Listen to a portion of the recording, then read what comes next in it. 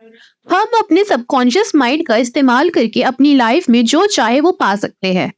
जैसे आइस का 10% हिस्सा पानी के ऊपर होता है और हमें दिखता है, और 90% हिस्सा सब पानी के नीचे होता है और हमें नहीं दिखता है। ठीक वैसे ही हमारे माइंड का 10% हिस्सा हमारा कॉन्शियस माइंड होता है। हमारा कॉन्शियस माइंड वो होता है जिससे हम सोचते हैं, आर्ग्यूमेंट करते हैं, लाइफ के डिसीजन लेते हैं, और ये तब तक काम करता है जब तक कि हम जागते रहते हैं। और 90% हिस्सा हमारा सबकॉन्शियस माइंड होता है। हमारा सबकॉन्शियस माइंड इमोशंस और थॉट्स का स्टोरेज सेंटर होता है। ये बॉडी के वाइटल फंक्शंस को कंट्रोल करता है, जैसे कि हमारा हार्ट, किडनी, लिवर, इन सबको। अब जो हमारा सबकॉन्शियस माइंड होता है वो टाइमलेस और स्पेसलेस होता है, और इसका कनेक्शन यूनिवर्स के साथ होता है। ये जैसे हमारे विचार और इमोशंस होते हैं वैसे ही हमारी लाइफ को बना देता है। ये थॉट्स और इमोशंस हमारे सबकॉन्शियस माइंड में कॉन्शियस माइंड से होकर ही जाते हैं। जो भी आप कॉन्शियस माइंड में रिपीट करते हैं या आप सोचते रहते हैं, वही आपका सबकॉन्शियस माइंड ले लेता है। ये आपसे आर्ग्यू नहीं करता, वो आपको वैसा ही बना देता है जैसा आप सोचते हैं। चलिए इसे एक एग्जाम्पल से समझते हैं। जैसे एक घोड़ा और घुड़सवार। सारा पावर घोड़े में होता है, लेकिन उसे कंट्रोल करता है घुड़सवार। ठीक वैसे ही हमारे सबकॉन्शियस माइंड में सारा पावर होता है, लेकिन उसे कंट्रोल करता है हमारा कॉन्शियस माइंड, जिससे आप सोचते हैं। चलिए अब जानते हैं कि कैसे आप अपने सबकॉन्शियस माइंड को यूज करके लाइफ में जो चाहे वो अचीव कर सकते हैं। इसके लिए सबसे पहले आपको जो भी लाइफ में चाहिए वो आपको क्लियरली पता होना चाहिए। फॉर एग्जाम्पल, आपको एग्जाम में अच्छे मार्क्स लाने हैं, या आपको कोई बिजनेस सेटअप करना है, या आपको किसी बीमारी से छुटकारा चाहिए। अब आपके कॉन्शियस माइंड को ये क्लियर है कि आपको क्या चाहिए, तो ये बात आपको अपने सबकॉन्शियस माइंड तक पहुंचानी है। इसके लिए लेखक जोसेफ मर्फी ने कुछ रूल्स दिए हैं जिनको फॉलो करके आप अपनी बातों को अपने सबकॉन्शियस माइंड तक पहुंचा सकते हैं। आपको जो भी चाहिए उसे किसी पेपर पर लिख लीजिए, और रोज सुबह उठने के बाद और सोने से पहले आपको उसे रिपीट करना है, यानी कि खुद से बोलना है। इसे वर्ड में अफर्मेशन भी कहा जा सकता है। रोज सुबह उठने के बाद पहले के आधे घंटे हमारा कॉन्शियस माइंड इनएक्टिव होता है, यानी कि हमारे दिमाग में जो फालतू की बातें चल रही होती है वो बहुत ही मिनिमम होती है। और इस समय अगर आप किसी चीज के बारे में रिपीट करेंगे तो वे बात हमारे सबकॉन्शियस माइंड तक पहुंच जाती है। वही रात को सोने से पहले जब आप आधी नींद के स्टेटस पे होते हैं तब आपका कॉन्शियस माइंड इनएक्टिव हो जाता है, और तब आप किसी चीज के बारे में हल्के से सोने से पहले रिपीट करते हैं तो वो बात आपके सबकॉन्शियस माइंड तक चली जाती है। नाउ दूसरा, आप अपनी इमेजिनेशन का यूज कर सकते हैं, यानी कि जो कुछ भी आपको अपनी जिंदगी में चाहिए उसे इमेजिन कीजिए, एक टीवी फिल्म की तरह। अगर आपको बिजनेस सेटअप करना है तो आप इमेजिन कीजिए कि आपका बिजनेस सेटअप हो चुका है, और आपके क्लाइंट्स के साथ डीलिंग हो रही है, और आपको अवार्ड्स मिल रहे हैं।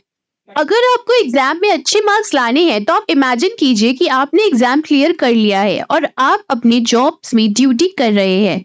दोस्तों, एक बार ये बात आपके सबकॉन्शियस माइंड में चली गई तो आपका सबकॉन्शियस माइंड नेचर के साथ कनेक्ट करके आपकी सिचुएशंस ऐसी बना देगा कि आप उस चीज को 100% अचीव कर लेंगे। अब इसके लिए आपको कुछ बातों का ध्यान रखना है। आपको दूसरों से चलना नहीं है। दूसरा, आपको नेगेटिव थॉट्स दिमाग में नहीं लाने हैं। तीसरा, आपको ये कभी भी नहीं सोचना है कि मुझसे ये कभी हो ही नहीं सकता। चौथा, मैं ये एफर्ट नहीं करता, उसके बजाय आपको ये सोचना है कि मैं एक दिन ये जरूर खरीद लूंगा। दोस्तों, आपको आपके एबिलिटी पर बिल्कुल भी डाउट नहीं होना चाहिए, और आपको हमेशा पॉजिटिव रहना है। अगर आपके ब्रेन में जरा सा भी डाउट या नेगेटिविटी आई तो आपके सबकॉन्शियस माइंड को गलत सिग्नल जाएगा और वो ये चीजें एग्जीक्यूट नहीं करेगा। ओके, सो अब हम जानेंगे कि इस ट्रिक को कैसे डिफरेंट फील्ड्स में अप्लाई किया जाता है। Power of healing. दोस्तों, लेखक जोसेफ मर्फी के फादर ट्यूबरक्लोसिस के मरीज थे और उनके लंग्स डैमेज हो चुके थे। डॉक्टर्स भी उनकी हेल्थ को इम्प्रूव करने में नाकामयाब हुए।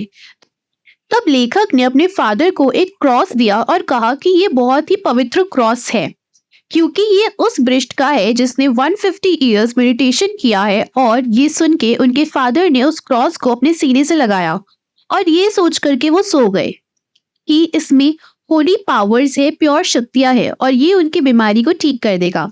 अब उसके कुछ दिनों के बाद उनकी हेल्थ सुधर गई और डॉक्टर्स भी ये बात सुनकर अचंभित हो गए।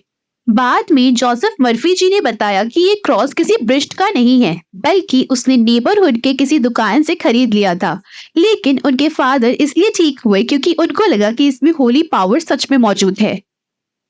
उन्होंने अपने सबकॉन्शियस माइंड को ये सिग्नल दिया था कि इसमें होली पावर सच में है और अब ठीक हो जाएंगे वो। और जोसेफ जी के फादर सबकॉन्शियस माइंड के हीलिंग पावर से ठीक हो गए। अब आपने कई बार सुना होगा कि किसी मंदिर में किसी की आंखें आ गई, किसी का कैंसर ठीक हो गया। इन सभी चीजों के पीछे का साइंस है आपके सबकॉन्शियस माइंड का पावर ऑफ हीलिंग। अब हम बात करेंगे सक्सेस और वेल्थ के बारे में। शालिनी एक ड्रग स्टोर में काम करती थी, लेकिन उसका सपना एक ड्रग स्टोर का ओनर बनना था। उसने इस बुक के ऑथर को एक दिन बताया कि वो चाहती है एक ड्रग स्टोर का ओनर बनना, लेकिन वो जानती है कि वो ये अफोर्ड नहीं कर सकती क्योंकि इसके लिए उसे बहुत ज्यादा पैसों की जरूरत होगी। ऑथर ने उन्हें सजेस्ट किया कि वो जो भी चाहती है उसे कहीं पर लिख ले और डेली सुबह उठकर उसे रिपीट करे। साथ ही पावर ऑफ इमेजिनेशन का इस्तेमाल करें। उसके बाद शालिनी रोज सुबह उठने के बाद ड्रग स्टोर को इमेजिन करने लगी। वो ये इमेजिन करती कि वो कैसे लोगों को दवाइयाँ दे रही है और लोग उसकी दवाइयाँ लेकर ठीक हो रहे हैं और उसे अप्रिशिएट भी कर रहे हैं। अब उसके कुछ दिनों के बाद वो ड्रग स्टोर बंद हो गया जहाँ शालिनी काम कर रही थी और उसकी वजह से शालिनी को ड्रग मार्केटिंग का काम लेना पड़ा। ड्रग मार्केटिंग के लिए वो एक दिन एक स्टोर पर पहुंची। उसका ओनर बहुत ही बूढ़ा हो गया था और उसका कोई भी रिश्तेदार नहीं था। शालिनी के डेडिकेशन को देखकर उस बूढ़े आदमी ने शालिनी को कम दामों में अपना स्टोर देने के लिए रेडी कर लिया। ये प्रॉमिस लिया कि वो पूरी मेहनत से काम करेगी और शालिनी इस प्रॉमिस को मान गई और शालिनी उस स्टोर की ओनर बन गई। शालिनी की तरह आप भी अपने सबकॉन्शियस माइंड को सही सिग्नल दें और पावर ऑफ इमेजिनेशन का सही से इस्तेमाल करें, तो आप भी अपनी लाइफ में जो भी चाहे वो हासिल कर सकते हैं। अब हम बात करने वाले हैं रिलेशंस और शादी के बारे में। कई लोगों को ये प्रॉब्लम होती है कि उनको अपने पार्टनर्स के साथ रिलेशनशिप अच्छी नहीं लगती और उनका हमेशा झगड़ा होता रहता है। सबसे पहले हमें ये समझना चाहिए कि रिलेशंस और शादी हमें स्पिरिचुअल कनेक्शन बनाने के लिए करना चाहिए। आपके और आपके पार्टनर के बीच एक हार्ट का कनेक्शन होना चाहिए। कभी भी हमें पैसे या ईगो सेटिस्फाई करने के लिए शादी नहीं करनी चाहिए। अच्छा पार्टनर पाने के लिए सबसे पहले आपको अपने ऊपर से डाउट करना बंद करना होगा और आपको जैसा पार्टनर चाहिए उसकी क्वालिटी एक पेपर पे लिख लीजिए। लिखने के बाद रोज सुबह उठने के बाद और सोने से पहले इसको रिपीट कीजिए और उसके साथ इमेजिन करें कि वो आपको वैसा पार्टनर मिल चुका है जैसा आपको चाहिए। आपकी जो डिमांड है वो लव, पीस और इमोशंस की होनी चाहिए, ना कि पैसा, पावर और लस्ट की। अब अगर आप ऑलरेडी रिलेशंस और मैरिज में है और अगर आपकी रिलेशन अच्छे से नहीं चल रही है, तो आपको ध्यान रखना है कि आपको अपने पार्टनर के बारे में नेगेटिव नहीं सोचना है और आपको हमेशा पॉजिटिव इमेजिन करना है। रोज सुबह उठने के बाद आपको प्रेयर करनी है कि आप दोनों के बीच रिलेशंस अच्छे हो और आपको आप दोनों के बीच कभी भी डिवोर्स की बातें नहीं सोचनी है।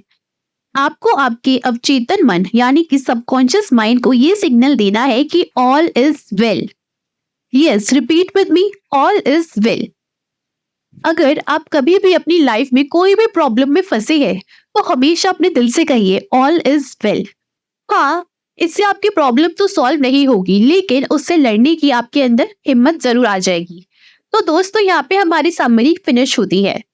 अब अगर आपको ये बुक समरी अच्छी लगी तो इस बुक को पूरा जरूर पढ़िए और इस बुक समरी को अपने दोस्तों के साथ शेयर करिए और इस चैनल को सब्सक्राइब कीजिए अगर आपको ऐसी ही बुक समरी चाहिए तो। Bye bye.